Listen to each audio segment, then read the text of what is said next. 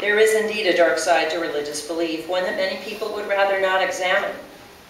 For as long as humans have worshipped deities, we have been abusing and neglecting children in the name of faith. In ancient times, young ones were sacrificed to pagan gods, and there is evidence of children having been sacrificed in pre-Columbian cultures. Just as many adults have discussed with me how much they adore their religious upbringings, many others have contrasting stories. For example, one man who wanted to go by the name Matt explained how his Catholic mother regularly physically abused him in her attempt to beat the devil out of her son. When Russell was 10, he was placed in a Church of Christ orphanage after his alcoholic mother was no longer fit to care for him. The orphanage staff seemed more invested in indoctrinating Russell than in offering emotional support. Russell said he was made to kneel in prayer, even though he did not believe in the faith's dogma and was baptized against his will. Rose spent much of elementary school hiding in the bathroom and suffering from stomach aches.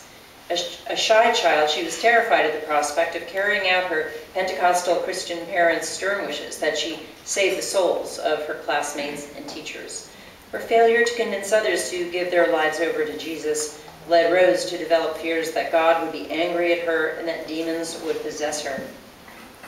After Joel's family confronted his former yeshiva about the principal having allegedly molested Joel when he was 8, school officials said they would investigate and probably fire the man, a rabbi.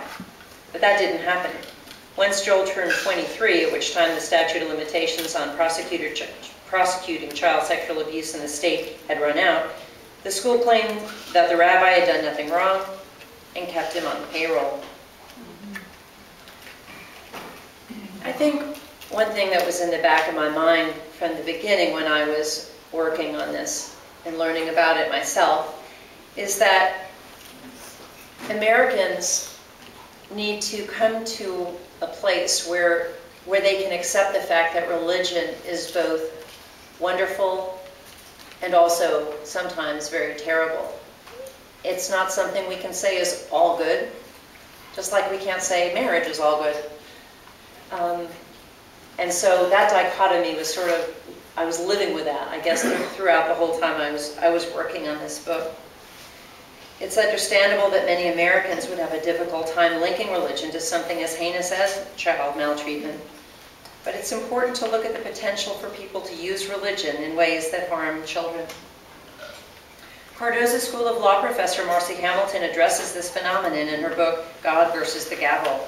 She writes, "The United States has a romantic attitude toward religious individuals and institutions as though they are always doing what is right. The unrealistic belief that religion is always for the good is a hazardous myth." Hamilton adds, "Horrible things have been done to children beneath the cloak of religion. Children have been raped, beaten, and permitted to die excruciating deaths.